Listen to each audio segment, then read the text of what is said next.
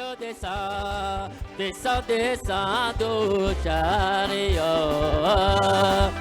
Oh, chariot descend, descend au chariot. Et si tu entres là-bas, va mon arrivée à la maison. Oh, dis à tous mes amis que je viendrai aussi. Et oui, si tu entres là-bas, va mon arrivée à la maison. Oh, dis à frère Branham que je viendrai aussi. Oh, chariot descend, descend, descend au chariot. Et descend, descend au chariot. E majaribu ikifika moyoni, ni pero ya maombi nitashinda. Ni pero ya maombi. E majaribu ikifika moyoni, ni pero ya maombi nitashinda.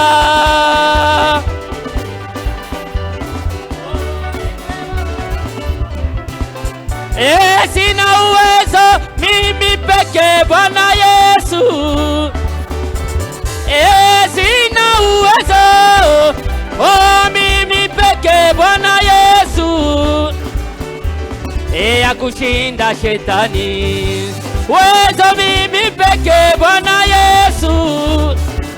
E ya kushinda mapepo haleluya oh Bwana Yesu. Ya kushinda magonjwa Bwana Yesu. Yote yametenda ndani yangu, hakuna awezaye kuyatenda. Amen. Tenda ndani yangu, imba yote yametenda ndani mwangu, hakuna awezaye kuyatenda.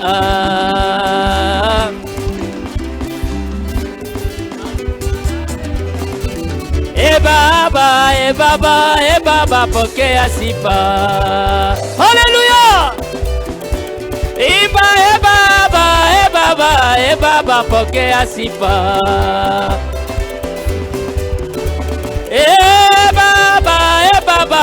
Baba, pokea shangwe. Poussez les cris de joie pour Jésus. Alléluia. Baba, pokea sifa. Imba inuliwe Yesu, inuliwe Yesu. Imba inuliwe Bwana, inuliwe Bwana. Nasema asante Yesu, asante Yesu. Nasema asante Baba, asante Baba. Inuliwe Yesu, inuliwe Yesu. Inuliwe Yesu, inuliwe Yesu. Nasema asante Yesu, asante Yehova. Nasema asante Bwana, asante Jehova. Nasema asante Baba, asante Baba. Et le temps de pécher, oui la tempête a sonné. Oui le temps de pécher, ah oui la tempête a sonné. Oui c'est la liberté, oh le jubilé, oh amen amen. Et oui c'est la liberté, oh le jubilé,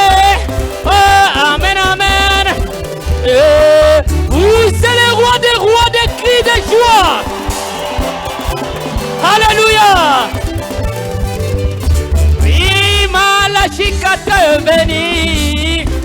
Oh, les cœurs des enfants au Père. Le septième ange béni. Oh, la foi des enfants au Père. Et c'est la liberté. Oh, le jubilé. Oh, amen, amen. Oui, c'est la liberté. Oh, le jubilé. Oh, amen, amen. Et c'est la liberté. Gloire soit rendue à notre Dieu. Et Amen. Que le Seigneur bénisse. Nous allons nous lever pour écouter la parole de Dieu. J'ai un Père qui ne peut me trahir. Ah oui, Jésus est mon Père. Mais pas y rejeter. Et amen, amen. Un Père qui ne peut me faillir. Oui, Jésus est mon Père, il ne peut me faillir. Oui, je ne savais pas qu'il pourra m'exaucer. Ah oui, je ne savais pas qu'il pourra m'exaucer, qu'il pourra m'exaucer. Je dis merci Seigneur.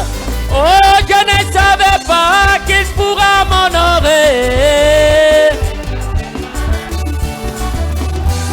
Oui, je ne savais pas qu'il pourra m'honorer, qu'il pourra m'honorer.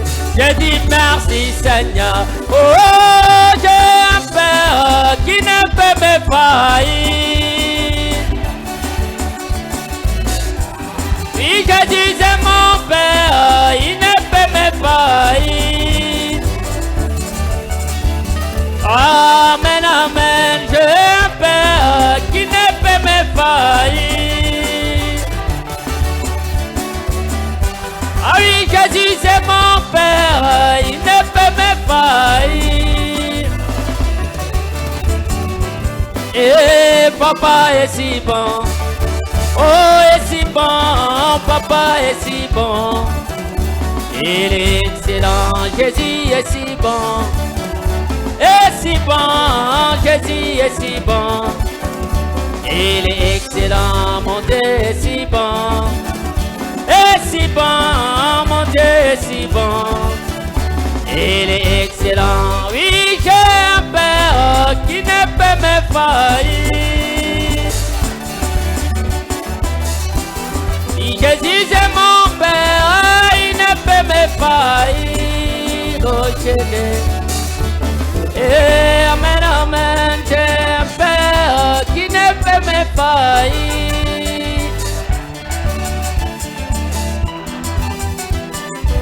Mon Père, il ne peut me faillir. Oh, j'ai des âges, il ne peut me faillir. Oh, j'ai un Père qui ne peut me faillir. Jésus c'est mon Père, il ne peut me faillir. Oh, j'ai des âges, il ne peut me faillir. Il est si bon. Il est si bon, Jésus est si bon. Il est excellent. Et papa est si bon. Oh, est si bon. Papa est si bon. Il est excellent. Et Jéhovah est si bon. Est si bon. Oh, Jéhovah est si bon. Il est excellent. Et Yahweh est si bon.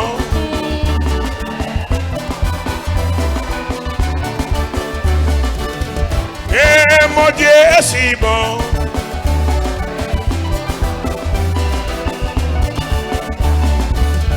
Et Jésus est si bon. Je n'écoutais pas vos voix, j'écoutais la musique seulement. Et Jésus est si bon.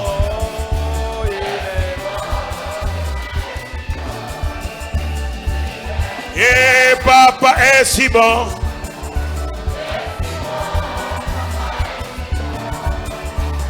Oh, j'ai un Père qui ne peut me faire. J'ai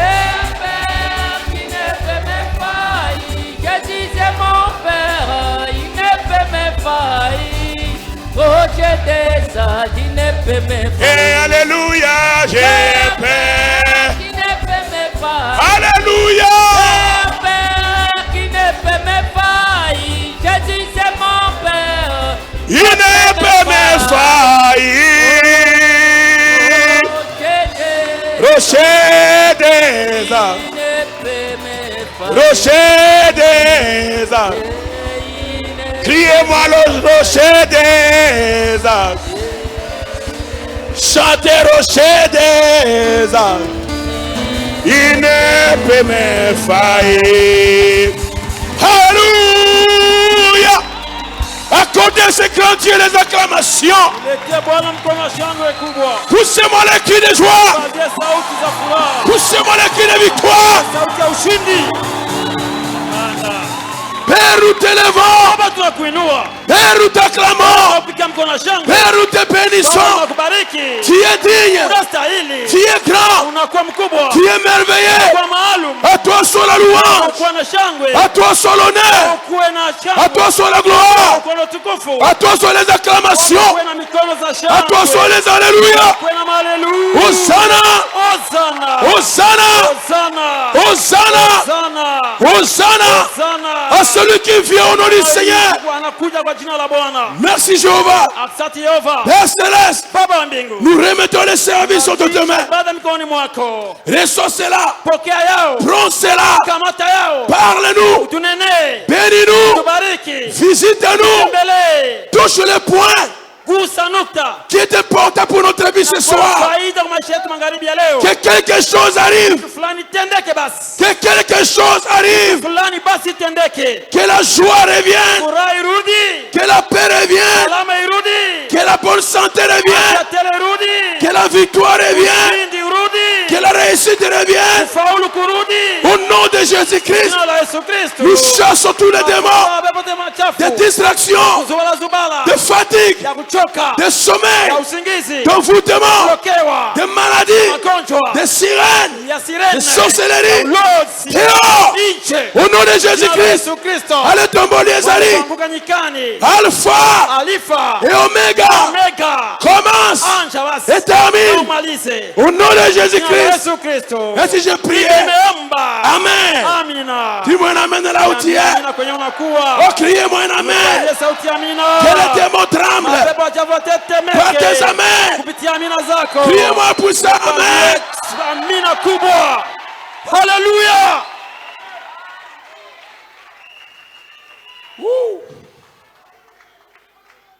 Que Dieu vous bénisse richement. Appréciez-vous le Seigneur Jésus-Christ?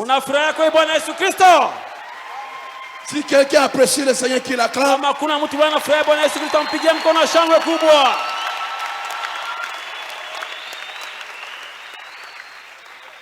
prenons nos Bibles. Appréciez-vous la saison, nous sommes dans cela.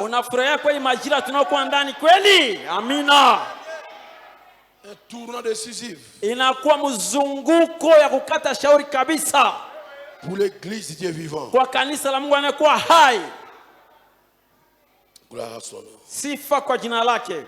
1 Corinthiens 12. Wakorintho wa kwanza sura 12. Du verset 1 au verset 11. Mstari wa kwanza mpaka 12. Pour ce qui concerne les dons spirituels, je ne veux pas, frère, que vous soyez dans l'ignorance. Vous savez que lorsque vous étiez païen, vous vous laissiez entraîner vers les idoles muettes, selon que vous étiez conduits. C'est pourquoi je vous déclare que personne, s'il parle par l'Esprit de Dieu, ne dit Jésus est anathème. Et que personne ne peut dire Jésus est le Seigneur si ce n'est par le Saint-Esprit. Amen. Il y a diversité de dons, mais le même esprit. Diversité de ministères, mais le même Seigneur. Diversité d'opérations, mais le même Dieu qui opère tout en tout. Or, à chacun la manifestation de l'esprit est donnée pour l'utilité commune. En effet, à l'un est donné par l'esprit une parole de sagesse, à un autre une parole de connaissance selon le même esprit, à un autre la foi par le même esprit, à un autre le don de guérison par le même esprit, À un autre, le don d'opérer des miracles. À un autre, la prophétie. À un autre, le discernement des esprits. À un autre, la diversité des langues. À un autre, l'interprétation des langues. Un seul et même esprit opère toutes ces choses, les distribuant à chacun en particulier comme il veut. Amen. Basi juu ya zawadi za Roho, ndugu zangu, sitaki mkose kufahamu.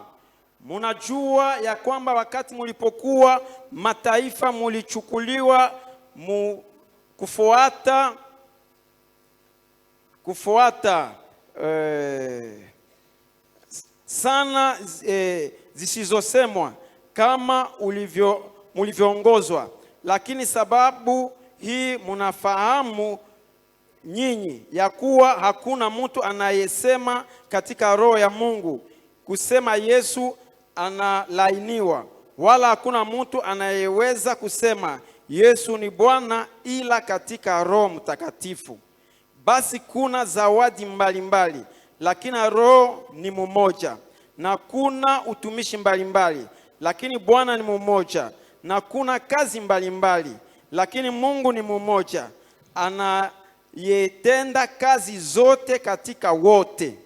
Lakini kila mtu anapewa ufunuo wa Roho ili wote wapate faida, kwa sababu mtu mmoja anapewa na Roho neno la akili, na mwingine neno la kujua na Roho yule yule, na mwingine imani katika Roho yule yule, na mwingine zawadi za kuponyesha katika Roho yule yule, na mwingine kufanya matendo ya uwezo, na mwingine unabii, na mwingine kutambua roho, na mwingine namna za lugha, na mwingine kueleza maana za lugha.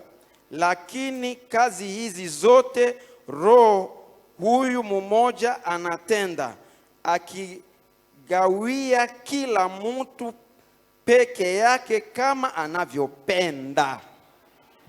Matthieu chapitre 7. Mathayo sura 7. Matthieu 10. Mathayo 10. Versets 7 et 8. Mstari wa 7 na 8. Allez prêcher et dites, le royaume des cieux est proche. Guérissez le malade, ressuscitez le mort, purifiez le lépreux, chassez les démons.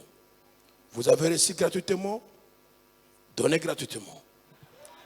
Na mkikwenda hubirini mkisema, ufalme wa Mungu ni karibu. Ponyesheni wagonjwa, fufueni wafu, safisheni wakoma, toweni pepo wachafu. Mulipewa bure, toweni bure. Asseyez-vous. Muketi. Et que le Seigneur bénisse richement na Mungu abariki daima la lecture de sa glorieuse parole. Usomi wa neno lake tukufu. Amen. Amina. Nous sommes dans une étude Tuko katika usomi par la grâce du Seigneur kupitia neema Bwana de rétablissement de toutes choses. ya kurudisha kila kitu kufasi yake. La manifestation de Dieu. Zihirisho za Mungu.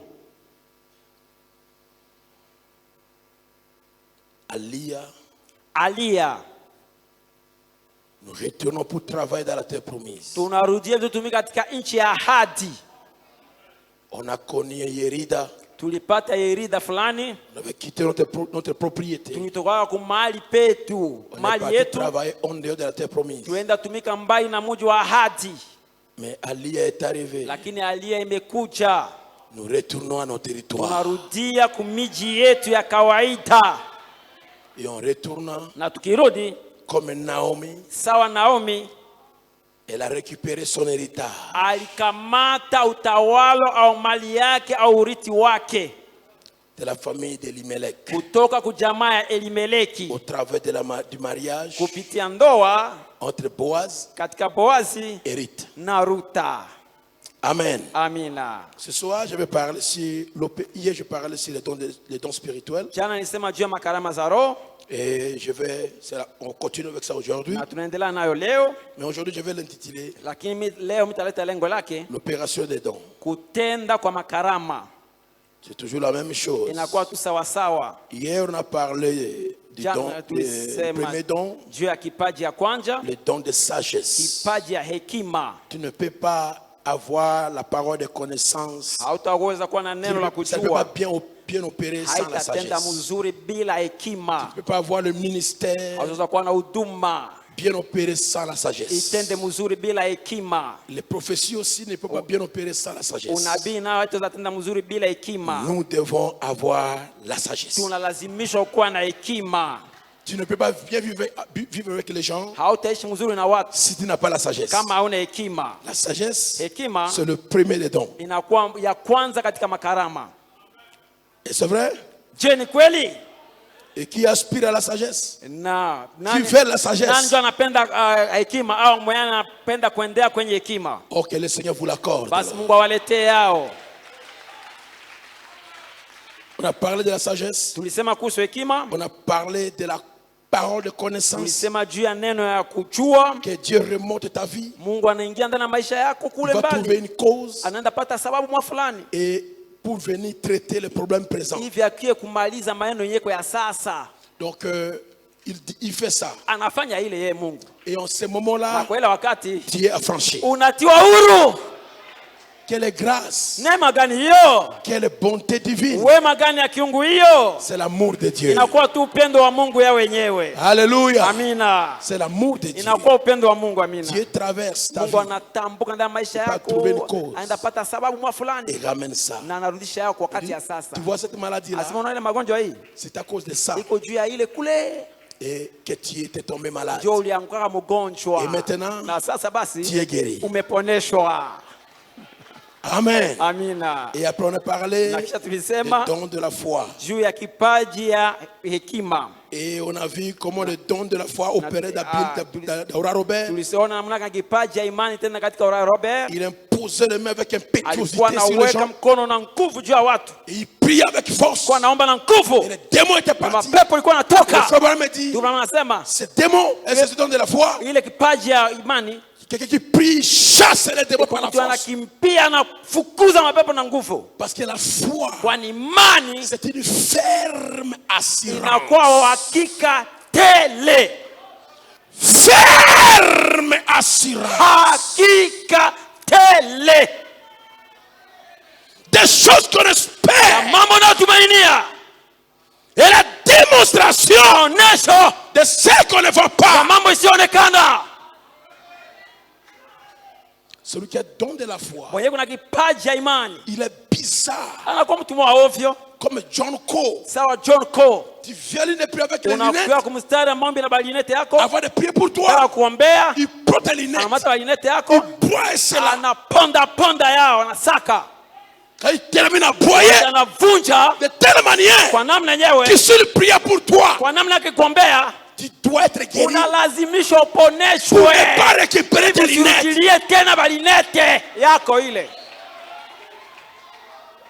Tu viens avec le béquille. Il t'arrache le béquille. Il s'occupe de la couper les béquilles. Il jette à côté. Après il prie pour toi. Il lève-toi et marche. Et le frère me dit, le monde ne peut pas supporter deux John Cole. Chacun opère dans son domaine. Il le faisait avec assurance. Alikuwa anaifanya na uhakika wowote. Aliona mzuri sema utatembea njoo. Tu fais ou pas? Tu vas marcher. Utatembea. Tu n'as plus besoin de ces béquilles. Hauhitaji tena michongoma au mabekie ile. Il faisait avec assurance. Alikuwa anafanya na uhakika tele. Donc, écoutez ce que dit Frère Branham sur le don de la foi. Dans un paradoxe, ça caractérise. Un don de foi. Ce n'est pas quelque chose que vous prenez avec lequel vous faites quelque chose. Non. Un don de foi consiste à vous mettre hors du chemin. À vous mettre hors du chemin. Le don, c'est mettre hors du chemin. Donc, quel est le don de foi? il fait des choses que lui, que c'est pas lui. Anafanya yeye hata yeye mwenyewe kwanza. Haiko yeye mwenyewe kunaifanya. Il est bizarre. Anakuwa mtu mwa ovyo. Et les gens pensent qu'il est anormal. Na watu wanaanza kusema ule akili yake inakolokana. Non, c'est pas lui. Haiko yeye. Il laisse la place à Dieu. Anachia ndio Mungu fasi. Oh, Jésus, Yesu. Il vient et regarde l'arbre. Anakuja anaona muti. L'arbre qui n'avait pas de fruits. Muti nyai kuwa na matunda. Il le regarde. Anaangalia. Sema wewe kabisa. Personne ne va plus manger de toi. Hakuna mtu atakula tena matunda yako. Il n'a pas dit. Hakusema Sèche. Kauka. Il n'a pas dit. Hakusema coupez-moi cet arbre. Unikatie hii miti. Non. Pana. Il a dit personne. Hakuna mtu ne mange de toi. Mwata kunyaka kula matunda yako na kwenda haki. Les dons de la foi ne regardent pas derrière. Paji ya imani angalia yake nyuma, nyeta fika nyuma. Quand il part, c'est terminé. Il part, il s'en va. Il reste à Dieu. C'est à Dieu de s'occuper de ce qu'il a dit. C'est fini. Inaisha pale. Le don de foi kipaji ya imani travaille dans tous les domaines. Inatumika katika viwango yote mbalimbali.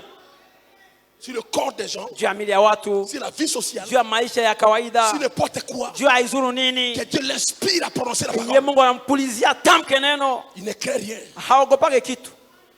Il a des paquets. Ana misuli. Il se tient, il regarde les choses en face. Anasimama anaona mambo ana kwa ana, uso kwa uso. Comme le Seigneur regardait la tempête Bwana aliangalia Zoruba en face. Uso kwa uso. Il lui a dit, akamwambia, tempête, Zoruba.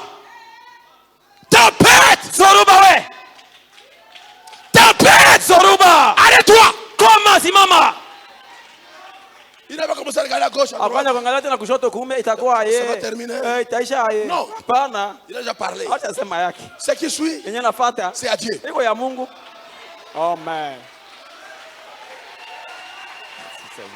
La foi peut déplacer la montagne. Imani inaweza hamisha mulima.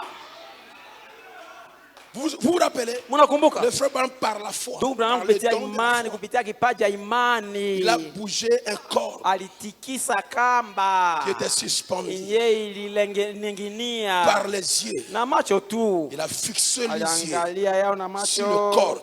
Il a dit à la sœur, toi tu ne peux pas faire cela, regardez ce que je vais faire. Je vais bouger cette arme maintenant. Ce corps de maintenant. Il a regardé le corps, il a tourné ça, il a stoppé avant, derrière. C'est fini? C'est quoi ça? Le don de la foi. Dites-moi un amen si vous comprenez. Dites-moi un amen si vous comprenez. La foi peut t'amener la chose que tu as oublié à la maison. Faire ma assurance des choses qu'on espère et la démonstration de ce qu'on ne voit pas. Amina. On a proclamé. Ton nom n'est pas cité parmi les gens qui ont réussi. Mais le don de la foi peut aller écrire ton nom dans la liste. Oh Seigneur.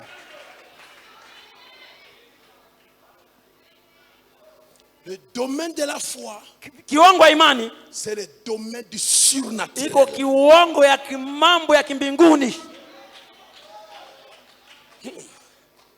Le domaine de la foi, c'est le domaine du surnaturel. Un homme qui vit dans la foi, un homme qui a le don de la foi, il n'est pas compris. Non. Il peut prendre 3 morceaux de pain et 2 petits poissons. Il les lève cela. Il ne ferme pas les yeux, il fait baisser les yeux. Comment on va les donner? Il y a toujours que 3 pains et 2 poissons. Donnez-les! Le don de la foi. Le don de la foi. Peut t'envoyer l'argent. Je te donne l'argent. Prends l'argent. Où est l'argent? L'invisible change, devient visible.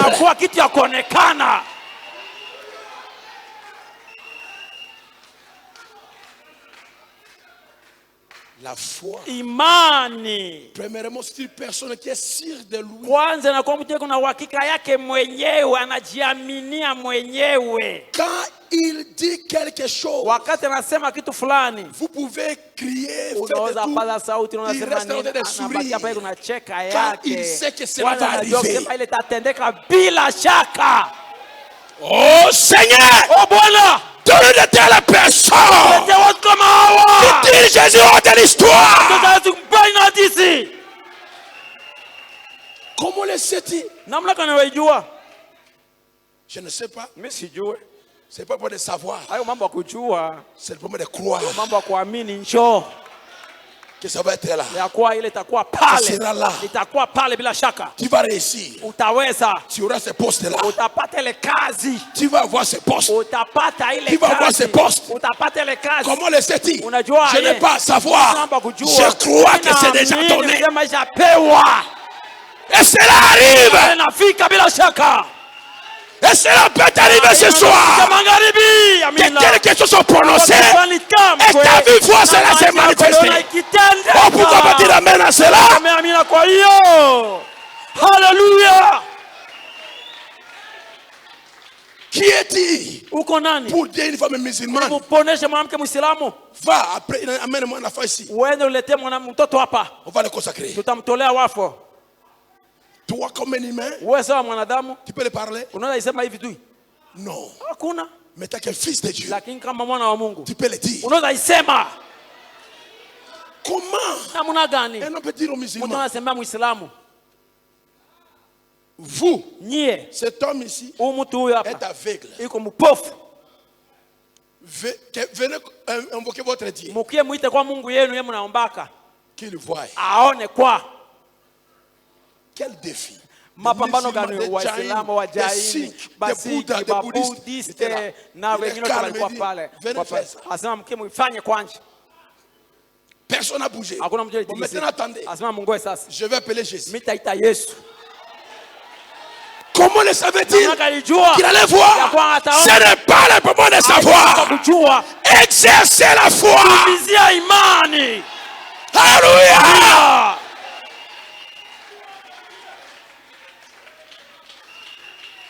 La foi est bizarre.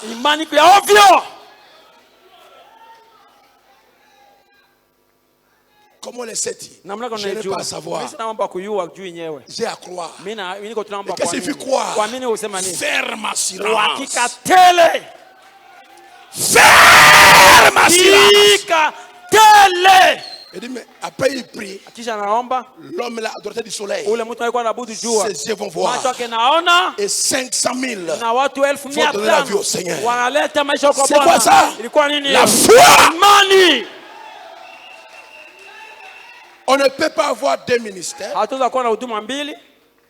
Mais on peut avoir tous les 9 dons spirituels. J'ai dit, tu ne peux pas avoir deux ministères. Mais toi, seul, tu peux avoir tous les 9 dons spirituels. Martelité, avec tous les 9 dons du ciel. Tous les 9 dons.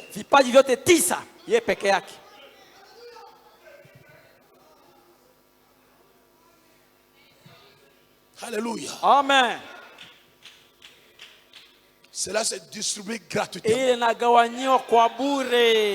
Le Seigneur redonne gratuitement.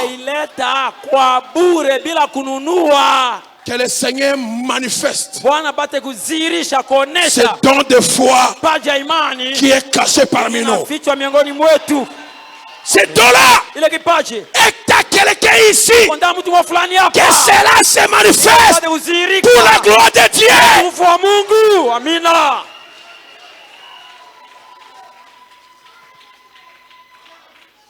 Maintenant, aujourd'hui, nous prenons le don de guérison.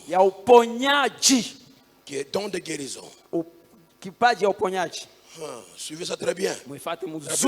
La foi est une ferme à silence. Un don de guérison, pas un don de miracle, bien que cela soit accompagné de beaucoup de miracles. Quelqu'un qui a le don de guérison, il sera accompagné avec beaucoup de miracles. Mais c'est un don de guérison. Les gens sont guéris. Dites-moi un amen. Amen. Les gens sont guéris. Ils sortent. On prie pour eux. Ils reviennent. Ils sont guéris. Écoutez, M. Branham. Attendez que je quitte la ville.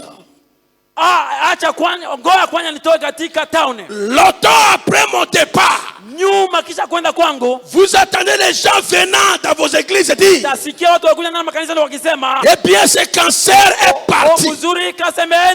Cette sourdité que j'avais, j'attends maintenant mon affliction. Eh bien cela m'a simplement quitté. C'est quoi ça? C'est quoi ça? C'est le don de guérison divine. Le frère Branham dit, il prie pour les gens. D'autres ne sont même pas guéris. Là, sur place. Il part. Mais les jours passent. On raconte. Je n'écoutais plus. Je commence à écouter. Le cancer est parti. Les tumeurs ont disparu. Amen. Un jour, il a prié pour John Ray, qui était aveugle. Il a prié pour lui dans l'une des prières. Il n'a pas fait. Il est parti. Il est revenu encore. Il dit mais John, j'avais prié pour toi. Tu as dit que tu avais la foi. Il dit oui. J'ai dit que j'avais la foi. Mais toi aussi, Branham, tu m'as dit que je suis guéri. Mais je ne vois pas. Il dit ok, maintenant, va et commence à dire, par ces maîtres ici, je vois. Commencez à parler comme ça. Il est reparti. Le lendemain, le frère prêcheur, il dit arrêtez. Arrêtez. Pas se mettre ici. Je vois. Il se rassoit. Le frère prêcheur dit arrêtez. Pas se mettre ici. Je vois. Le lendemain matin, il voit les journaux. Il dit édition spéciale. Édition spéciale. Par se mettre ici. Je vois. Mais il ne voyait toujours pas. Pas se mettre ici. Je vois. Mais il ne voyait toujours pas. Un jour, il était sur le coiffeur. Le coiffeur lui coiffait. Le coiffeur commençait à parler avec lui pour se moquer de lui. Il dit John, on m'a appris que tu étais parti voir l'être de guérisseur divin.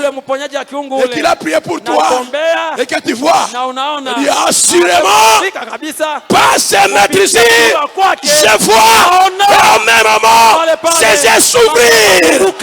Il a commencé à courir, à sortir. C'était quoi ça? C'est le don de la guérison divine. Amen. Alléluia. Qui peut crier Alléluia? Alléluia. Est-ce que tu le comprends? On prie ici. Tu n'es pas guéri. Tu retournes à la maison. Après tu rêves le matin. Il n'a plus rien. Qu'est-ce qui s'est passé? C'est un don de guérison divine qui opère dans cet homme-là, ou dans cette femme-là. Le frère Branham va prier pour deux femmes. L'autre avait la goitre. L'autre ulcère gastrique. Ulcère kivimba ndani ya estoma. Il dit, et il a prié pour eux, il dit vous êtes guéris. Elles sont retournées. Arrivé à la maison, la goitre est toujours là. Et la femme a essayé de manger. L'estomac fait brûler. Elle dit, oh Seigneur, Il a dit que j'étais guéri. Et elle ne mangeait pas. Les diacres et le pasteur de son église et son mari, bon chéri, notre sœur, frère Branham a prié pour toi. Nous doutons un peu de ce monsieur-là. Cessez de faire l'opprobre à la parole. Le Seigneur te guérira toujours. Cessez de dire que tu es guéri. Il a dit à son mari, ne me retirez pas le dernier espoir que j'ai. Je crois à cet homme-là.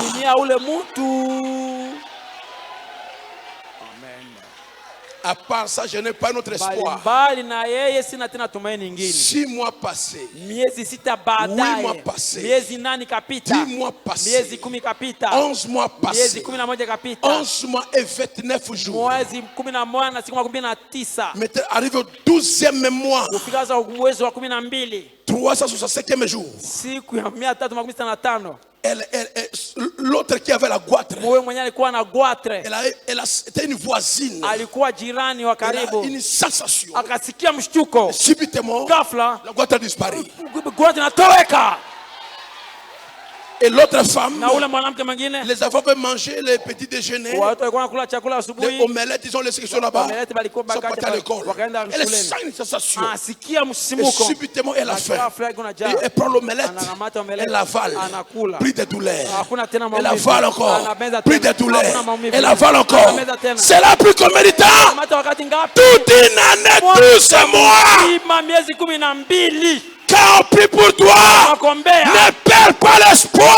Crois, le Seigneur honorera sa parole.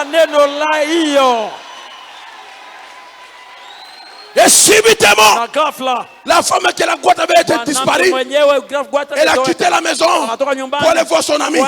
Elle a écouté là-bas le bruit. On tapait, on criait. Il s'est demandé, il y a l'armée d'Israël là-bas, ou bien il est mort là-bas. Quand elle arrive, trouve son ami au jubilé. Si le Seigneur fait, si le Seigneur fait quelque chose pour toi, lève-toi, loue-le, acclame-le ce soir. Si le Seigneur a déjà fait quelque chose dans ta vie, lève-toi, crie Alléluia. Alléluia. Merci Jésus. Ne soyez pas ingrat, crie encore Alléluia. Alléluia. Amen. Si on a déjà prié pour toi, ne perds pas l'espoir. Ayez la foi. La chose va arriver. Ayez la foi. La chose va arriver. Que le diable veuille ou pas, cela arrivera.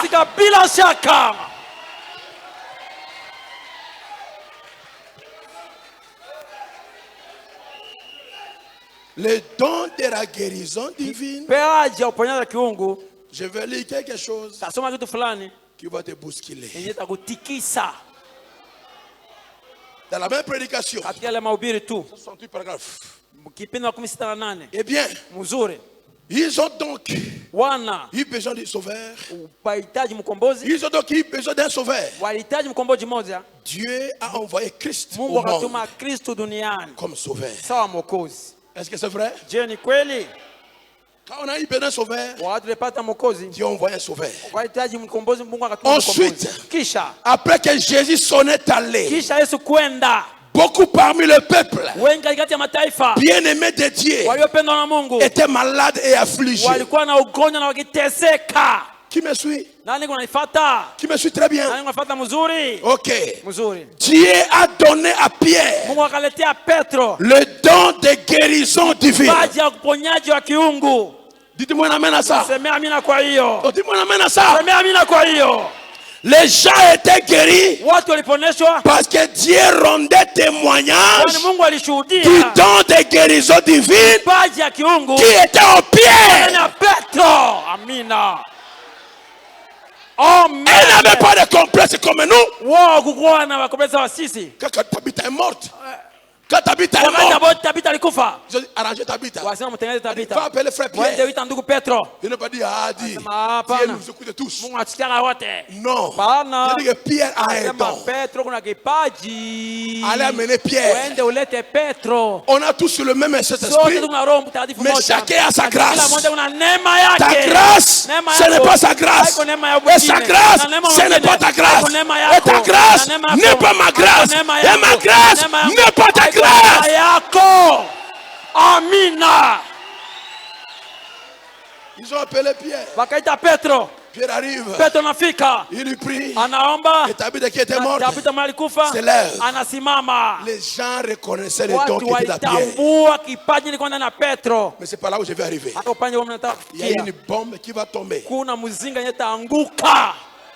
Tout comme il a rendu témoignage qu'Élie était le prophète, que Moïse était le libérateur, que Christ était le fils. Il en a rendu témoignage au travers de Pierre qu'il était le guérisseur. Qui? Jéhovah. L'a-t-il fait? Les gens ont eu une idée. Et il rassemblait même une foule de gens, de sorte que Pierre ne pouvait pas prier pour chacun d'eux. Et elle savait que, écoutez bien, elle savait que cet apôtre était le don de Dieu pour eux. Alléluia. Tu ne seras jamais la foi. Tu ne seras jamais la foi. Tu ne seras jamais la connaissance. Tu ne seras jamais la parole de connaissance. Tu ne seras jamais la sagesse. Mais tu vas devenir toi-même. Toi-même, tu deviens le don de la guérison. Amen. Là, ça commence à bloquer. Là, ça commence à bloquer. Et là, ça demande maintenant des gens spéciaux. Car Dieu, avec Dieu, tout n'est pas facile. Je répète, cet apôtre était le don de Dieu pour eux. Un homme devient un don. Un homme devient un don. J'ai dit un homme devient un don. Je répète, l'homme devient le don. Olinga, c'est comme ça. Amen. Vous voyez, hein? Là, ça commence rien. Il ne leur a jamais serré la main en disant que Dieu vous bénisse. Non, on faisait sortir les gens du bâtiment. On les étendait dans la rue afin que même l'ombre de pierre puisse passer sur eux et qu'ils soient guéris. Est-ce vrai? Pourquoi? C'est parce qu'ils savaient que Pierre était le don de guérison envoyé au peuple de Dieu. Alléluia. Oh mon Dieu. Pierre devait lui-même, pas que Pierre avait le don de guérison, Pierre devait le don de guérison aux gens. Amen.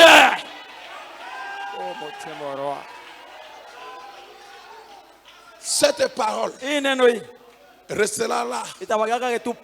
Ça s'est manifesté jusqu'au jour où tu le croiras.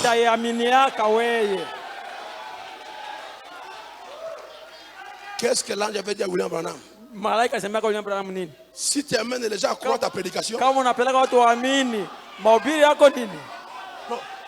si tu amènes les gens à croire tes prédications,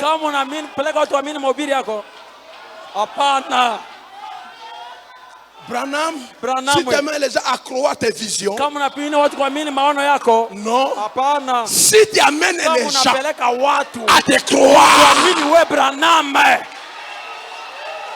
Amen. Le don de guérison est une personne. Est-ce qu'on disait, bon, quand vous regardez le serpent de Ré, croyez à Jéhovah. Non. Regarde le serpent de Ré et tu es guéri. Amen. Bethesda. Bethesda. Tu vois, unaona, il ne faut pas regarder l'eau. Regarde l'ange. Non, c'était comme ça. Non, tombe dans l'eau et tu es guéri. Si tu amènes les gens à terre, croire, parce que le don de guérison, quand ça vient à quelqu'un, la personne lui-même devient le don de guérison. Alléluia.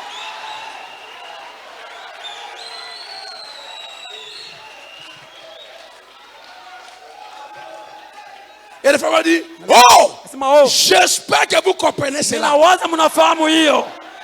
Mes amis, écoutez, c'était le don de Dieu.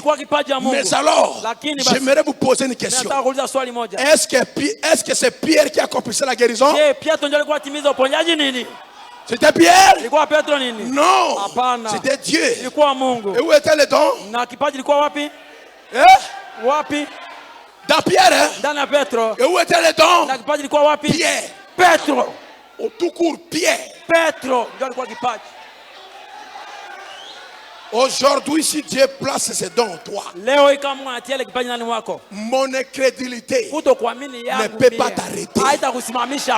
Mon incrédulité va m'arrêter. Mais toi, tu ne seras jamais arrêté. Celui qui croira à toi va fou. Va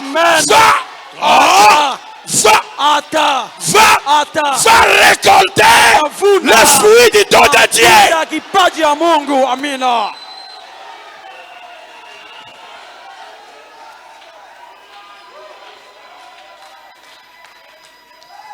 Le don de guérison, c'est un homme.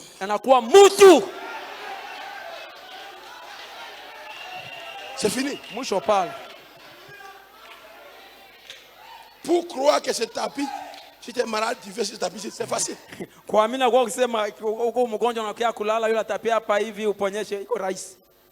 C'est facile de croire au tapis.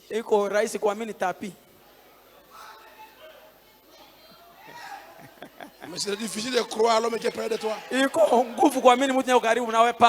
Mais ce tapis a été loin. Parce qu'un homme l'a piétiné. C'est pas fait avec l'onction par les Arabes.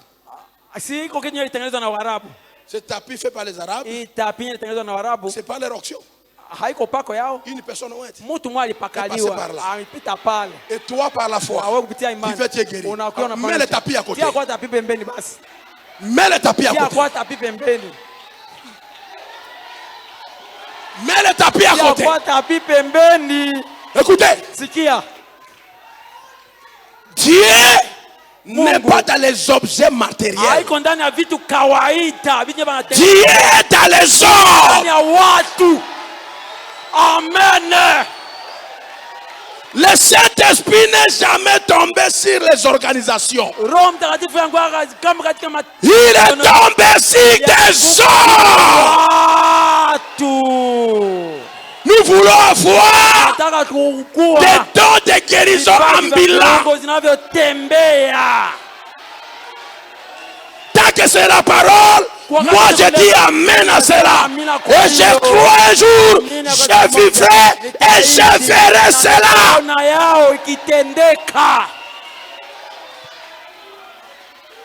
Amen.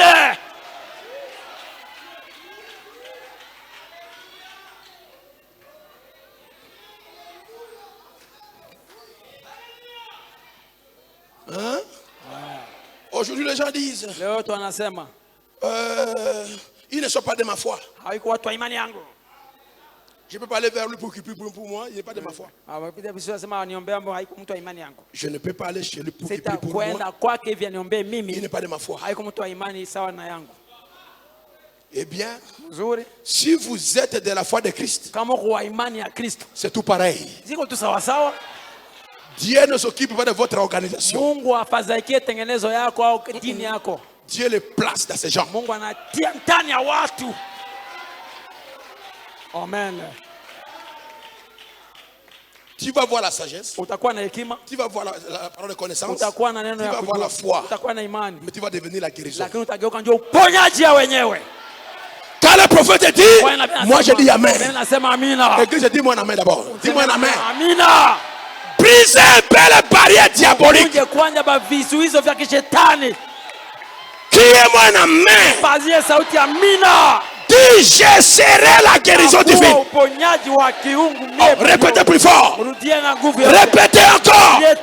Tu seras ce que tu dis. Tu seras ce que tu dis. Tu seras ce que tu dis. Amina.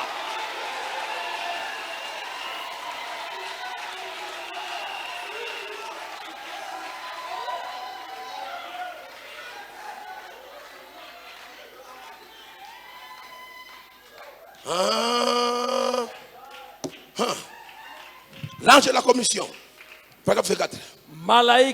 J'aimerais vous dire quelque chose. Je pense que vous savez, beaucoup d'entre vous ont une mauvaise conception de la guérison divine. Eh bien, ceci n'est pas un don pour accomplir le miracle. Pour le miracle, il y a un don distinct et différent de la guérison. La Bible déclare, tous ont-ils le don de guérison, tous ont-ils le miracle. Eh bien, écoutez, quand Esaïe est allé guérir Ézéchiel, quel langage? Esaïe qui va guérir quelqu'un. Sans Esaïe, bila Isaya, pas de guérison. Hakuna uponyaji. Amina.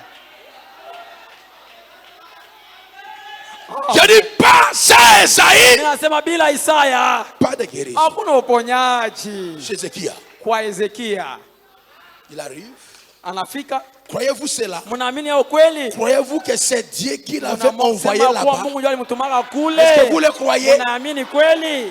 Croyez-vous qu'après qu'il lui ait dit qu'il allait mourir, qu'il mettait sa maison en ordre, alors quand Esaïe s'est avancé, qu'il a déclaré guéri, il s'est même écoulé 3 jours. 3 jours avant qu'Ézéchiel recouvre suffisamment les forces pour descendre de son lit. Est-ce vrai? Est-ce vrai? Il y a des guérisons instantanées. Il y a des guérisons à délai. Quand Jésus a déclaré aux Romains que son serviteur était guéri, la Bible dit à l'heure même, il a commencé à se rétablir.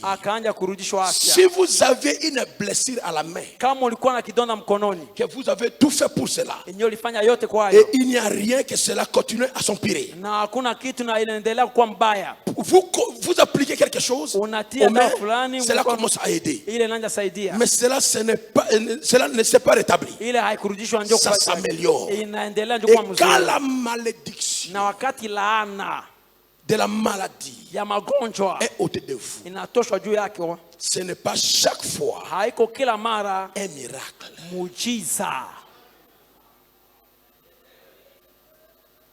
Est-ce que vous suivez ça? Faites la différence entre le miracle et la foi et la guérison. Maintenant, si cela arrive parfois spontanément, parfois la malédiction est déjà partie et la guérison suit cela. Écoutez très attentivement. Vous serez donc rassurés.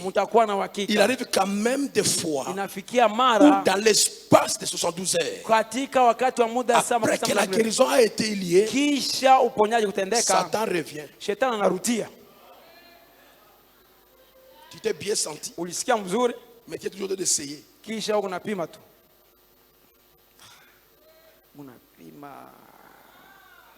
Et quand Satan revient, il te trouve. Il dit, la foi n'est pas là.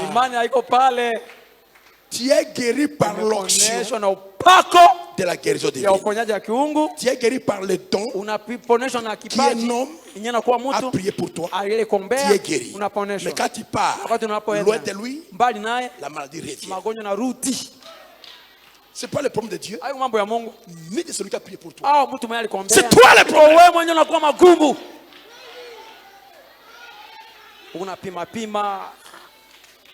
S'il revient et tu trouves la place vide, il va prendre encore 6 autres démons, 7 plutôt. Quand il va revenir, l'état deviendra plus mauvais. Mais quand il revient, il trouve le maître de la maison, la foi bien installée. Il ne pourrait plus entrer. Et tu vas garder ta guérison. Dis-moi un amen. Dis-moi un amen. Le don de guérison, quand ça vient de quelqu'un, ça rend la personne elle-même. Donc, c'est moi qui vous enseigne. Je vous lis les prophètes. Dites-moi un amen à cela. Écoutez-moi. Je ne me prêche pas. Non. Je ne dis pas que moi j'ai le don de guérison et je suis maintenant guérison. Non. Ce sont les choses qui vont se manifester dans cette église. On enseigne cela. Parce que quand ça va se manifester, que toi tu ne puisses pas t'étonner. Parce que mon peuple est mort à cause de la manque de connaissance. Et si vous avez la connaissance, vous n'allez pas mourir. Je ne suis pas ici pour se prêcher. C'est l'autre dit,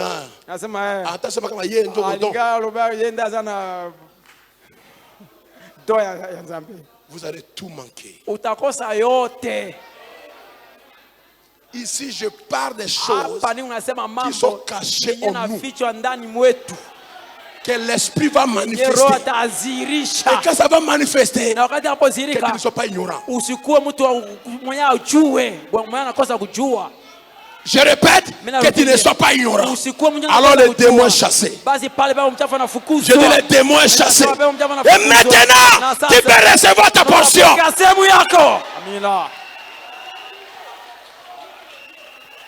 Cette parole ne faillira jamais. Dieu l'a parlé et ça reste là. Ça va rester là et ça va s'accomplir. Alléluia. Les dons de foi, ça fait disparaître les choses. Le don de foi travaille à tous les domaines. Mais la guérison s'occupe de la maladie. La guérison ne te donnera pas du travail. Mais la foi te donne du travail. La guérison ne te donnera pas le contrat. Mais la foi te donnera le contrat. Est-ce que tu me comprends? Est-ce que tu me comprends? Est-ce que tu le comprends? La guérison ne réparera jamais une chose matérielle. C'est la guérison du corps. Mais la foi peut démarrer une voiture. Sans mécanicien. Par la foi. Marche! Elle démarre et la voiture marche. Amen. Si c'est moi, je vais préférer la foi. Amen. Amen. Je continue. Avez-vous compris la guérison divine? Ça doit venir en toi de devenir guérison divine. Amina. Et si tu sais que tu l'as, dis frère, sœur, viens. Tu vas te guérir maintenant. Viens. Comment le sais-tu? Parce que je suis la guérison.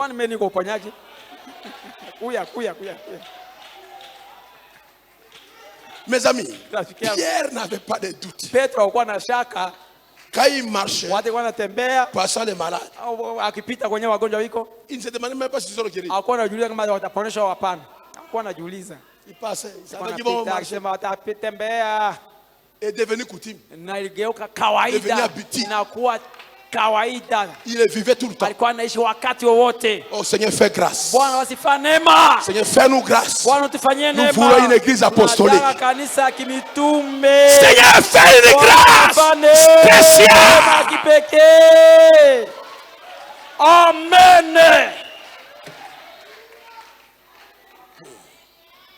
Je vais lire ceci. Maintenant, prends le don de guide des miracles. Je vais lire dans la guérison divine. Eh bien, verset 3. Dans le cas des miracles, cela aurait pourtant disparu. Une guérison miracle. Il prit là. Kyste disparaît.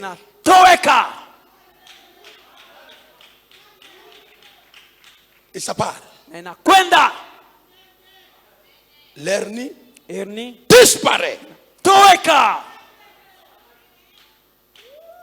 Kyste dans le cerveau. On voit ça avec le scanner. Et celui qui a le don de miracle, il prie. Le tumeur disparaît. On refait le scanner. Il n'y a rien. C'est quoi ça? C'est le don de miracle. Avec le don de miracle, c'est accompli. Tu n'as pas besoin de faire comme ça. Même si tu fais comme ça, le diable ne reviendra pas. C'est parti.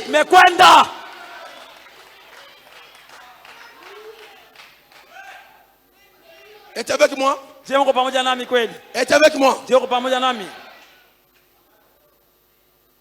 Il dit, mais les miracles et la guérison sont des dons tout à fait différents.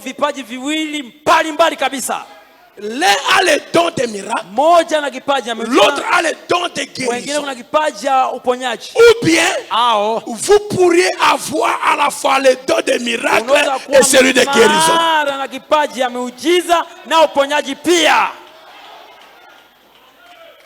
Oh, que Dieu vous bénisse exagérément. J'ai dit que Dieu vous bénisse exagérément. Qui te donne la guérison et qui te donne aussi les miracles. Alléluia. Amen. Merci Jésus.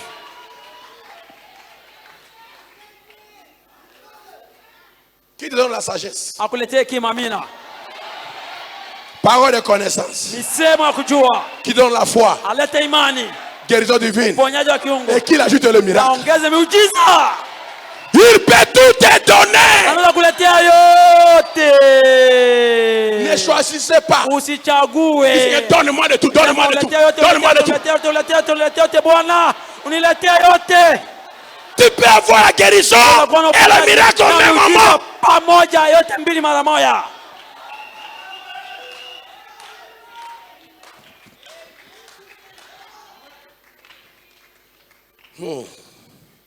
Vous pourriez avoir à la fois le don des miracles et celui de guérison. Il y a 9 dons spirituels. Et ils peuvent tous opérer. Tous. Écoutez bien. Et ils peuvent tous opérer au cours d'une seule réunion.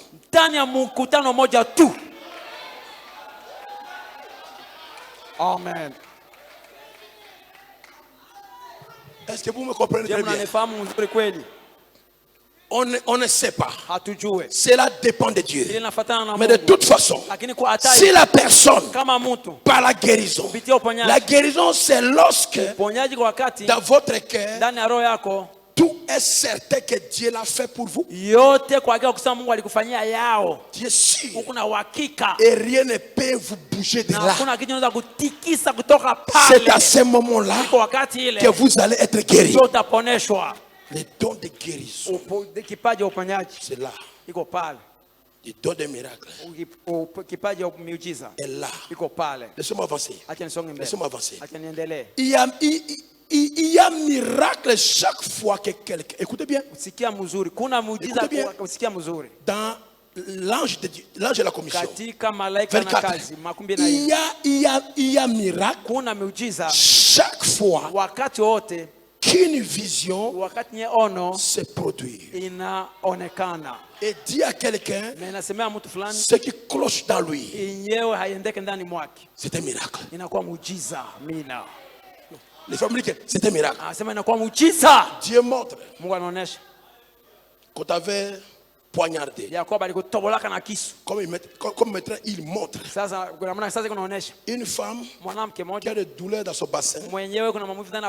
Parce que la fois qu'il avait mis au monde, la foi était tellement gros. Quand la foi est née, tu es resté avec des séquelles. Séquelles. Il y a tout le temps des douleurs au bassin. Au moment que je parle, tu ne le sens plus. Oh Seigneur. Est-ce que tu es là? Est-ce que tu es là? Elle est où? Elle est là-bas. Voilà. C'est quoi ça? C'est un miracle.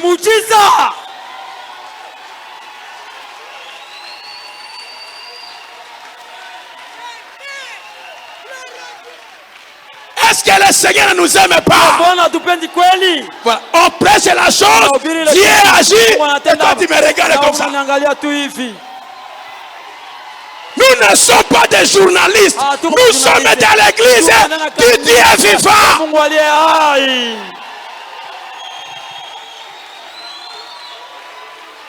Donc la parole de connaissance, c'est un miracle. Dis-moi amen à ça. Tu me demandes la sœur, ça va maintenant? Sœur, ça va? Ça va maintenant? C'est fini. Qui l'a touché? Les frères Branham dit, je répète, il y a un miracle chaque fois qu'une vision se produit. Et dit à quelqu'un, ce qui cloche chez lui, c'est un miracle. C'est surnaturel, c'est un miracle. Et Dieu a fait cela. C'est quoi ça? C'est quoi ça? C'est quoi ça? Oh, que le Seigneur vous distribue ça. Alléluia. On t'a opéré 7 fois. Tu es une femme. Des problèmes de ventre. 7 fois d'opération. Mais la douleur ne termine jamais. Ça revient spontanément. Mais maintenant, tu as senti quelque chose de bizarre sur toi. Et c'est fini.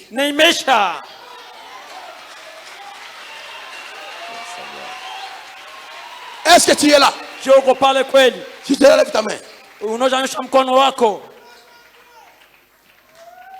Lève ta main si tu es là. N'aie pas honte. Tu es là. Tu as honte? Dieu ne ment jamais. De grâce. Un jour, Dieu a parlé ici de fumer de chanvre. Il n'a pas voulu lever la main. Mais il m'a suivi au bureau. Aujourd'hui, c'est ton jour. C'est terminé. Amen. C'est terminé. Dis-moi, c'est terminé. Bon, viens me voir au bureau. Parce que tu as honte. N'aie pas honte de Dieu. N'ayez pas honte de Dieu. Usikwe na haya ya Mungu. Que Dieu vous bénisse. Mungu awabariki. Que Dieu vous visite. Mungu awatembele. Que Dieu vous visite. Mungu awatembele. Que Dieu vous bénisse. Mungu awabariki. Que Dieu soit Mungu akuwe avec son peuple. na taifa lake.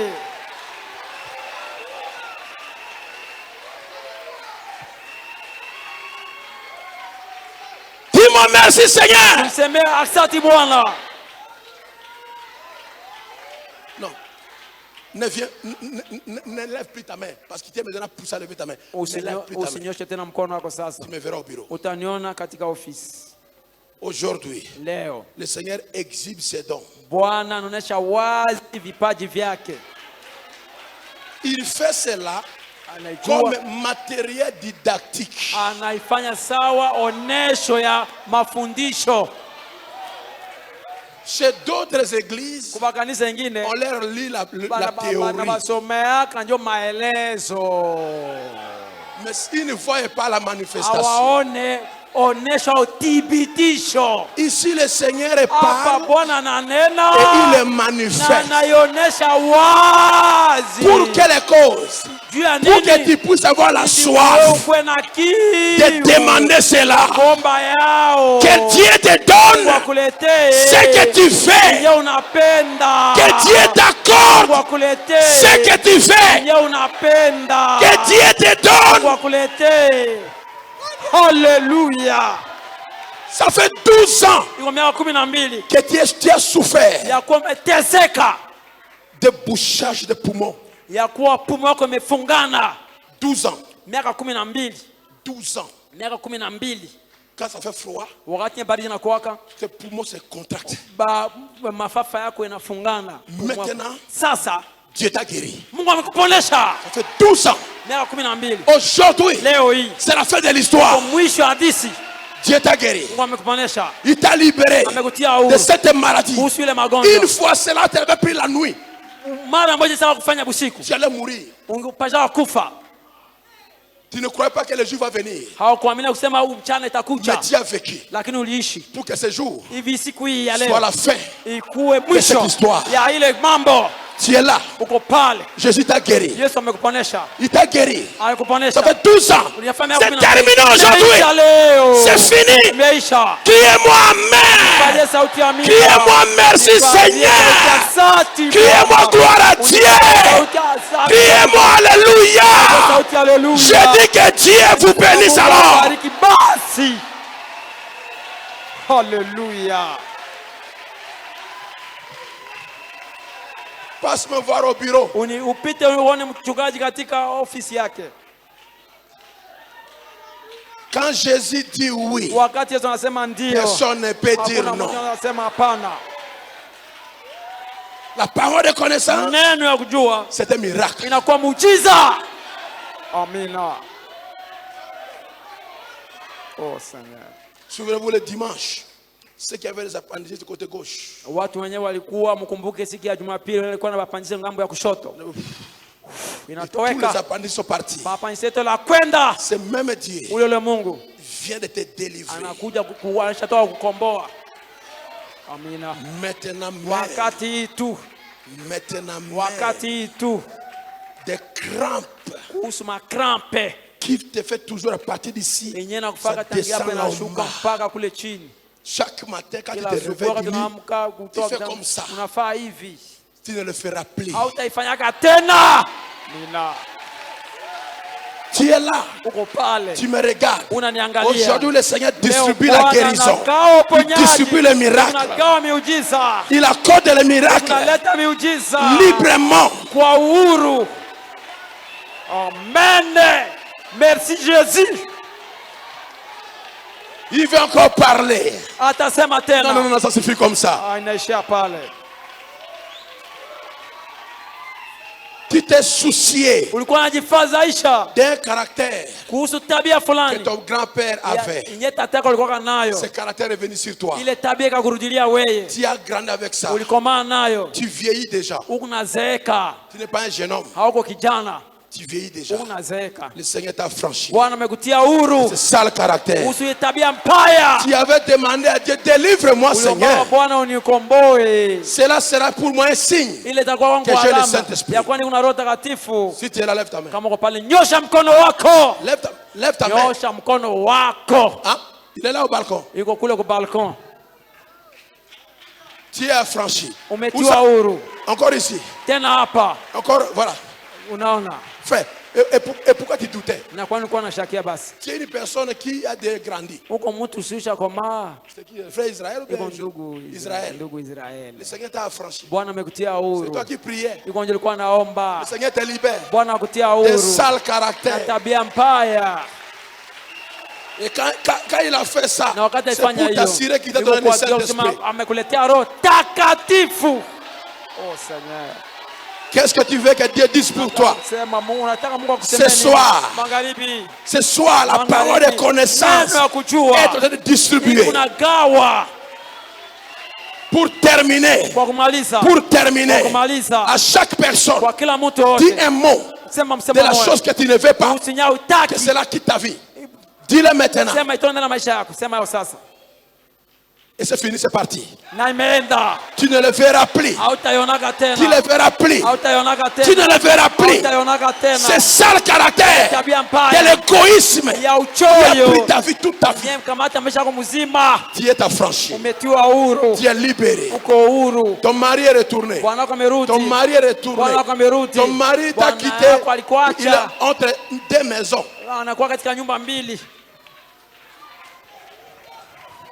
Ton mari est entre deux maisons.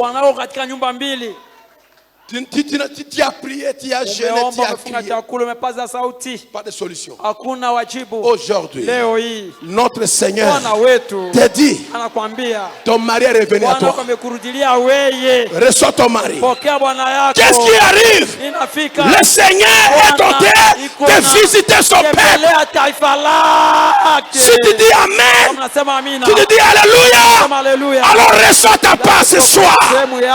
Reçois ton miracle ce soir. Reçois ton miracle ce soir. Je dis reçois ton miracle ce soir. Reçois ton surnaturel.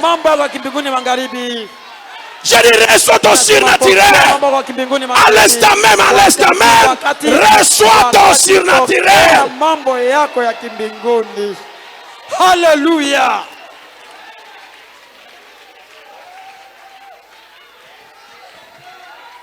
Que le surnaturel ravisse ton âme. Que le surnaturel ravisse ta vie. Que le surnaturel stoppe les rêves. Que tu te bats toujours la nuit. Tu es là, tu me regardes. C'est terminé avec cela. C'est fini. Le surnaturel change ta vie. Le surnaturel est ici maintenant. Il est au balcon. Il tourne là-bas. Jeunes gens, c'est terminé aujourd'hui avec la mauvaise camaraderie. Ces mauvais camarades vont vous fuir eux-mêmes. Je dis ce qu'il me dit. Je dis ce qu'il me dit. Je dis ce qu'il me dit. Je dis ce qu'il me dit. Aujourd'hui, le surnaturel, le miracle est pour toi.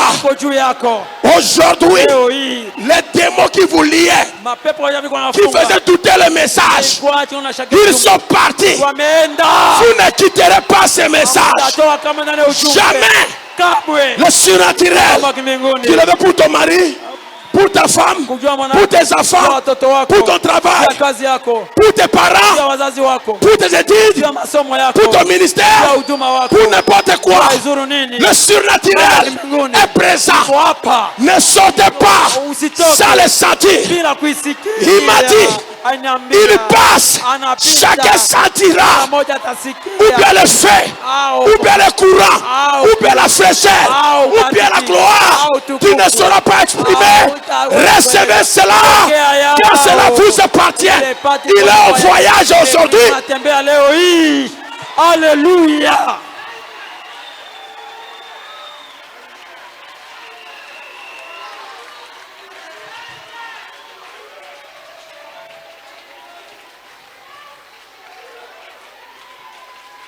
Élevons nos mains, louons le Seigneur.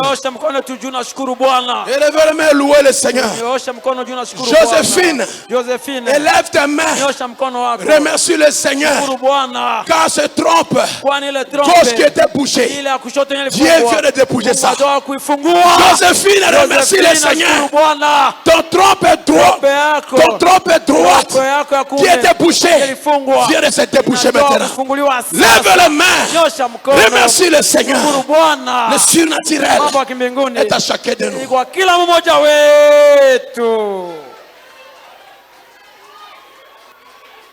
Le Dieu du message n'est pas un journaliste, n'est pas un professeur de l'université.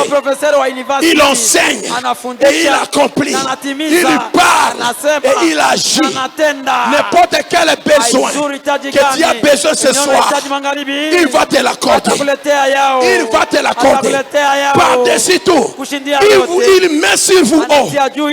Il m'a dit de vous dire ça. Il met sur vous un nouveau manteau. Un nouveau manteau de l'onction, frère Daniel. Alléluia. Il met sur vous un nouveau manteau de l'onction du Saint-Esprit. La sainteté et la pureté sera votre propriété. Si vous le croyez, dis merci Seigneur.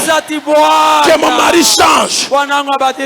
Sœur, là derrière, la fois dernière, le Seigneur avait révélé que tu fus poisonné.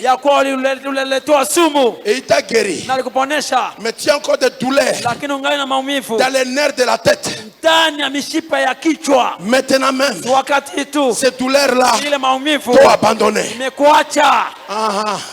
C'est parti. Merci Seigneur. Le Saint-Esprit ont été d'agir. La guérison, le miracle n'est plus une chose de difficile pour vous. Vous vivrez cela chaque jour. Oh Seigneur, j'abandonne tout. Je me remonte tes mains. C'est quoi ça? L'opération des dons. Alléluia.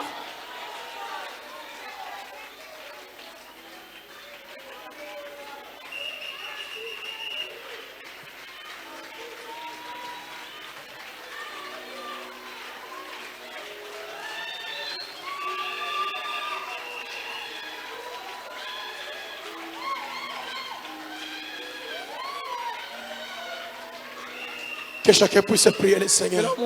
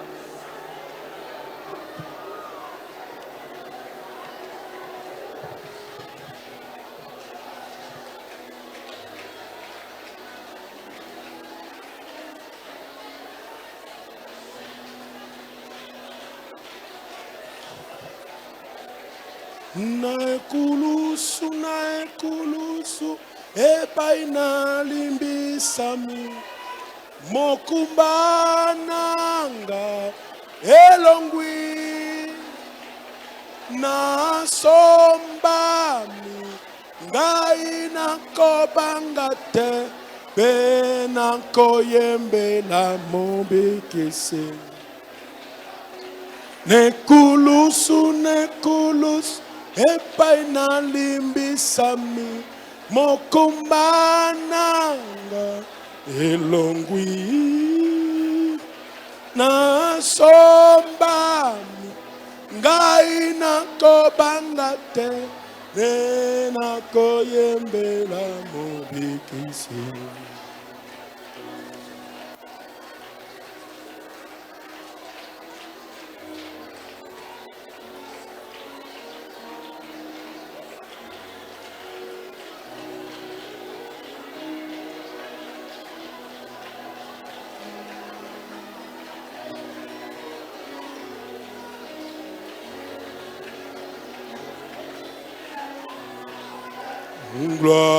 Gloire, gloire,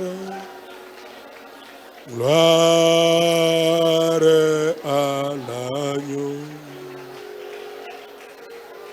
Gloire, gloire, gloire à l'agneau. Dieu, tu es glorieux et digne de louange, agneau s'il est trop. Oh, et à toi je lève ma voix et louange. Agneau, s'il est trop. Gloire, gloire, gloire à l'agneau. Alléluia, gloire. Gloire, gloire à l'agneau. Dieu, tu es glorieux et digne de louange. Agneau, s'il est trop.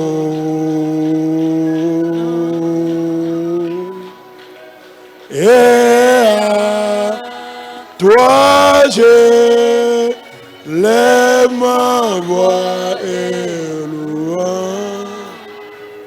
Agneau, s'il est trop. La troisième personne. Je dis la troisième personne.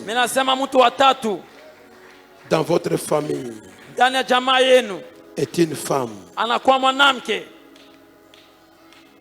Elle a des douleurs dans le thorax. Le Seigneur dit elle fut empoisonnée.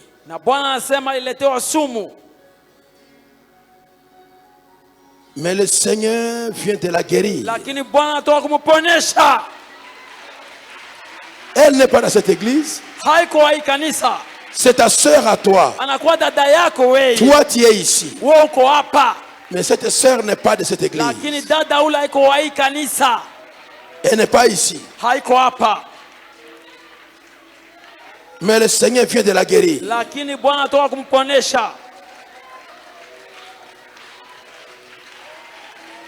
Elle était même couchée. Elle vient de se réveiller, de se relever. Et elle marche. Va vérifier et donnez-moi la réponse. Kwenda chunguza na mletee majibu. Je ne te connais pas, mais le Seigneur dit c'est ta sœur. Lakini Bwana amesema ni dada yako. Gloire. Ta sœur est à Nord Kivu. Dada yako ku Nord Kivu. Cette femme-là qui est guérie est à Nord Kivu. Ule mwanako anatoka kuponeshwa anakuwa ku Nord Kivu. Oh Dieu, tu es glorieux et digne de louange. Agneau assis sur le trône. Et à toi je lève ma voix et louange. Agneau céleste. Oh Dieu, tu es glorieux et digne de louange. Agneau céleste.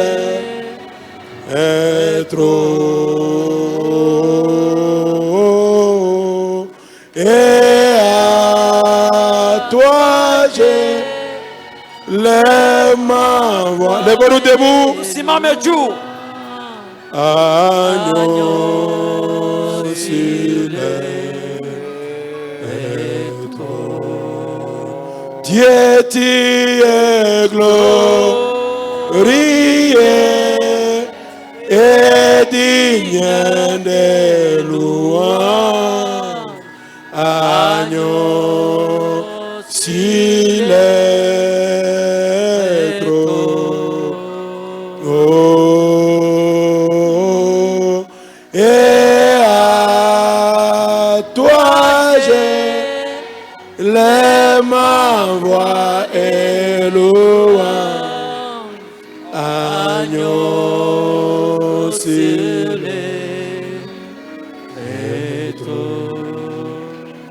Seigneur, nous te remercions ce soir. Seigneur, nous t'acclamons ce soir. Seigneur, nous t'élevons ce soir. Seigneur, nous disons Alléluia ce soir. Seigneur, nous poussons les cris de joie ce soir. Nous poussons les cris de victoire.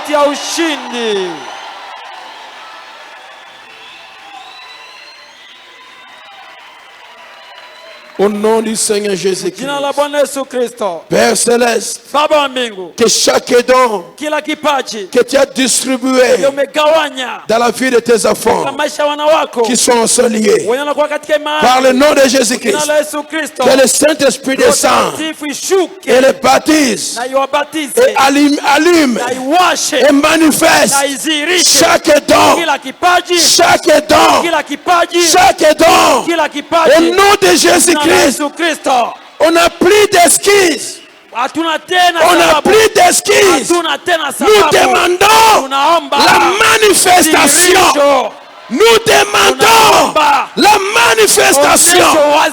Seigneur, fais-le. Seigneur, affranchis ton église. Nous disons merci pour les démons du péché qui est parti loin de nous. Le péché, c'est l'incrédulité. L'incrédulité est partie, Seigneur. La foi s'est installée. À nous la victoire. Nous crions victoire. Nous crions victoire. Nous crions victoire. Nous acclamons victoire. Nous célébrons victoire. Nous chantons victoire. Alléluia.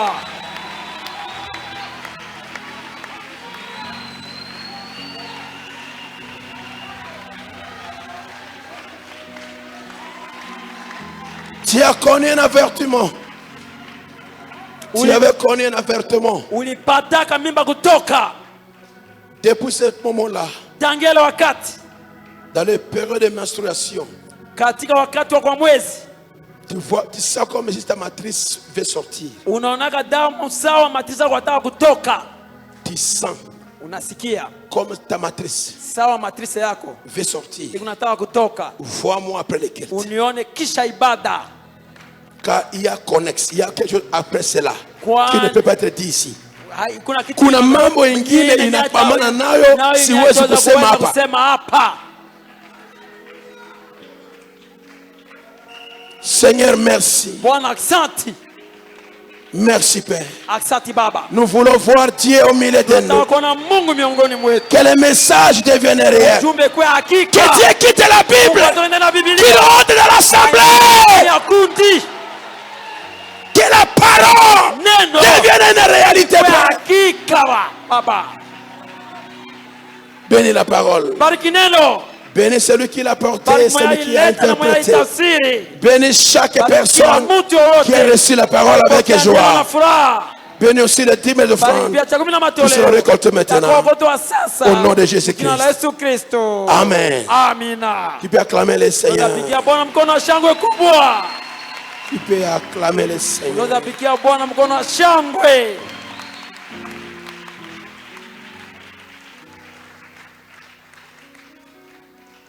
Gloire.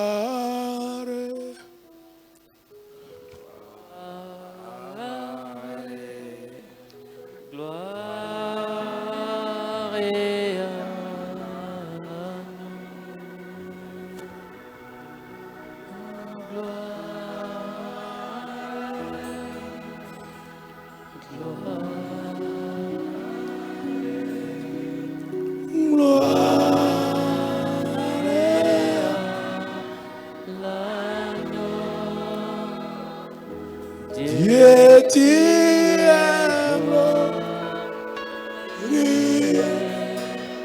et digne de louange, agneau assis sur le trône,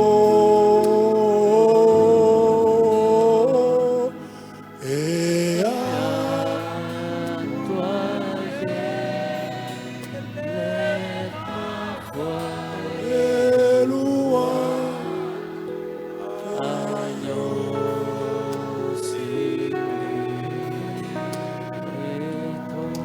le Seigneur vient de sauver ton œil.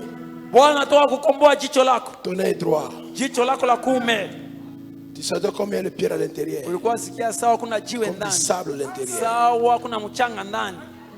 C'est fini maintenant. Tu viens de recevoir ta guérison.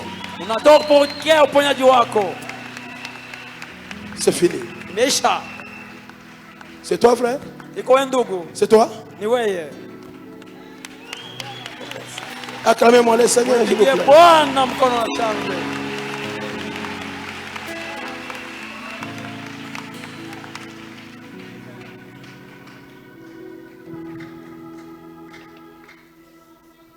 Que Dieu bénisse richement.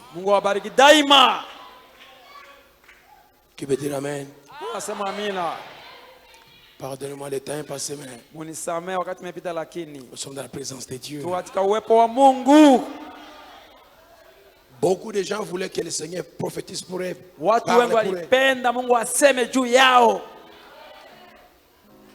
De grâce. Sœur, quand Dieu parle de toi et de lève-toi. Il n'y a pas d'histoire de honte ici.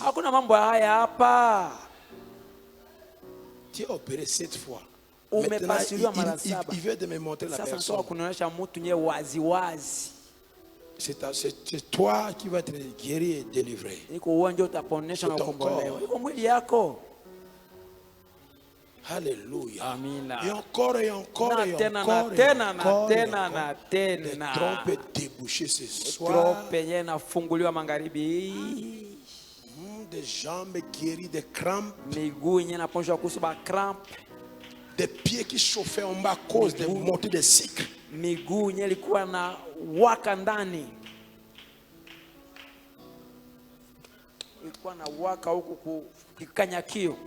Et ça veut terminer maintenant. Parce que ton sucre était monté. Hein?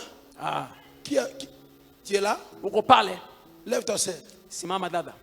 Voilà. Unaona? Encore. Na tena.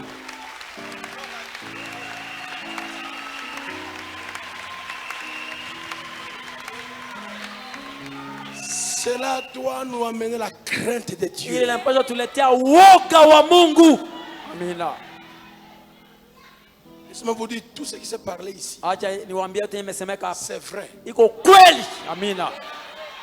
Laissez-moi terminer. Acha nimalize. Salutations les frères et sœurs de Mabanga. Wa ndugu wa dada wa Salut Mabanga, Bethel wa Isalimu Tabernacle, Bethel au nom du Maskani Seigneur mjana Bwana Jésus-Christ. Yesu Kristo. Moïse Ngbabini. Musa Ngbabini. Salut tout le monde au nom de Anasalimu kila mtu wote Jésus-Christ. mjana Yesu Kristo. Moi, frère Moïse Pakirabo, Mimi ndugu Moise je Musa remercie Pakirabo. l'Éternel, Dieu Nashukuru Bwana Mungu Tout-Puissant, mwenye pour uwezo avoir wote trouvé kwa faveur kupata à ma neema demande de prière. kwa ombi langu la maombi. Par SMS à son Kupitia serviteur SMS kwa bien-aimé mtumishi Joseph wake Lokolo, mpendwa Joseph à Lokolo. cause de l'enfant Samuel, Juu ya mtoto de mon Samuel, petit frère qui ya était mloko wangu depuis mwenye avant-hier tangia dans le juzi coma. alikuwa ndani ya koma. Après que son serviteur Kisha Lokolo a mtumishi wake prié pour Lokolo lui kumwombea, par téléphone hier kupitia simu vers jana, 10h04 kati à ya l'hôpital kusali général na- de Rwakole. Hospitali Dieu jana la Kolo. Tout-Puissant Mungu mwenye uwezo l'a yote, remis dans la amerudisha conscience. katika Et il kujua. mange et il Anakula parle. na anazungumzia. Que le nom de l'Éternel Jina la soit Bwana loué à lisifiwe jamais. daima.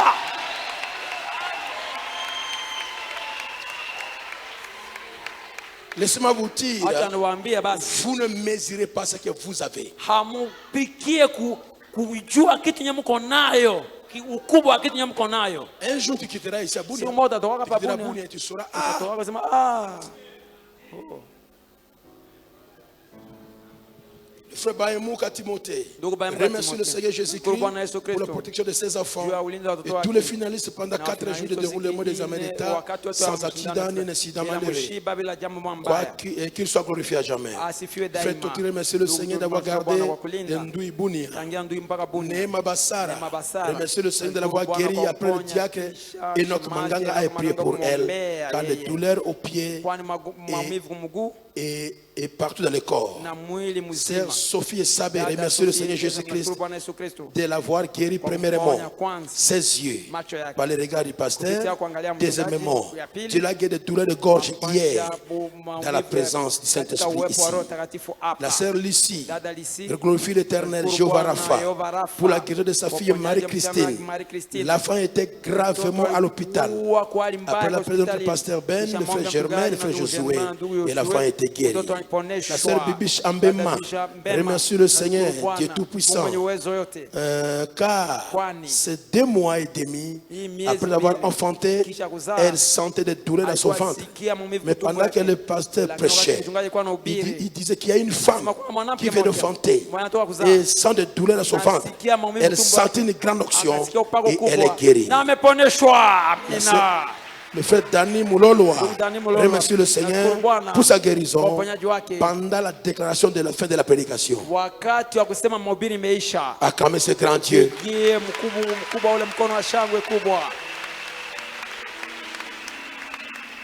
Requête de prière. Taja maombi. Marie Zorakeni Marizo Rakeli a un problème d'estomac qui gonfle. ana estomac na miguu na Josué Anewa, Josué Anewa douleur au niveau du bas-ventre. maumivu chini ya tumbo. Dieu merci, Bamboka Merci Bamoka. demande pour son collègue Naomba juu ya mwenzake wa qui a kazi fui avec sa moto wamekimbia na moto yake que sa signature se retrouve apate comme kuipata témoin. sawa mshuhuda. Jean Chilembi demande la prière des saints car demain. Kwani kesho. Non mais ça c'est déjà hier ça. Hein? Qu'est-ce qui se passe avec vous là-bas au bureau? Tout cela c'était hier. Ok, Brigitte Zawadi. Brigitte Demande la prière Zawadi. pour son fils Joseph, Josué, Anaomba malaria, papa Chilembi, demande la prière, souffre de maux de tête. nateseka na kichwa kuuma. Désiré Jolie, demande la prière de Saint pour ses côtes qui font mal. Juu ya bafu yake na luma. Josué Oukaba demande la prière car il est souffrant de grippe Teseka na grippe. et son cou fait mal. Na Il a aussi demandé aussi l'assistance de très anaomba haut usaidizi wa mwenye juu pour zaidi. l'embauche qui va Juu ya passer kazi, test. mashindano ya kazi. Isaac Bougassa qui demande la prière des saints afin que Dieu change Mungu abadilishe la position de la femme dans le ventre de son épouse. mshimamo mtoto ndani ya La sœur Blandine est tourmentée par les démons de filariose. Dieu merci Kimbabo. Demande la prière pour le voyage qu'il va effectuer à Galay. Paul Bassara a la malaria. Et Idei demande la prière car elle a de fortes douleurs au dos. Bénédicte Nebandra demande la prière des saints pour son petit frère Didier Nebandra qui a l'épilepsie à Bouta. Lèvons, on va prier le Seigneur. L'offrande anniversaire pour le frère Kabea Donatien.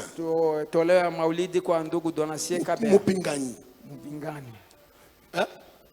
Mumbikai? Non, je dis Mupingai. Mumbikai.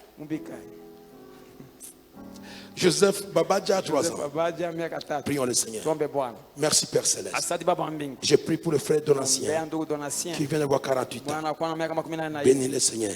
Rends-le encore fort et qu'il te serve comme jamais auparavant dans sa vie. Et bénis les travaux de ses mains. Bénis aussi l'enfant Joseph Babadja, 3 ans. La bonne santé soit sa propriété. Et pour tous les malades qu'on a ici, que tous reçoivent la guérison dans n'importe quel coin du monde où se trouve. Maintenant nous sortons, Seigneur, sors avec nous. Dans le nom puissant de Jésus-Christ, bénis chaque personne. Escorte-nous jusqu'à nos maisons sans accident, ni un incident malheureux. Au nom de Jésus-Christ, ainsi je prie. Amen. Allez dans la paix du Seigneur. On va se croiser encore ici le dimanche. Demain, je vais recevoir 40 personnes de 8h à 12h. Que Dieu vous bénisse. J'ai un Père qui ne peut me faillir. J'ai un Père qui ne peut me faillir. Jésus est mon Père, il ne peut me faillir. Oh, chef des âges, il ne peut me faillir. Oh, j'ai un Père qui ne peut me faillir. Oh, un Père qui ne peut me faillir. Jésus est mon Père, il ne peut me faillir. Oh, chef des âges, il ne peut me faillir. Je ne savais pas qu'il pourra m'honorer. Je ne savais pas qu'il pourra m'honorer, Jésus. Je ne savais pas qu'il pourra m'honorer, qu'il pourra m'honorer. J'ai dit merci Seigneur. Oh oui, j'ai un Père qui ne peut me faillir. J'ai un Père qui ne peut me faillir. Jésus c'est mon Père, il ne peut me faillir. Cocher des âges, il ne peut me faillir. Je ne savais pas qu'il pourra m'exaucer. Je ne savais pas qu'il pourra m'exaucer. Aïe, je ne savais pas qu'il pourra m'exaucer. Qu'il pourra m'exaucer. Je dis merci Seigneur. J'ai un Père qui ne peut me faillir. J'ai un Père qui ne peut me faillir. Jésus est mon Père, il ne peut me faillir. Oh, j'ai des âges, il ne peut me faillir.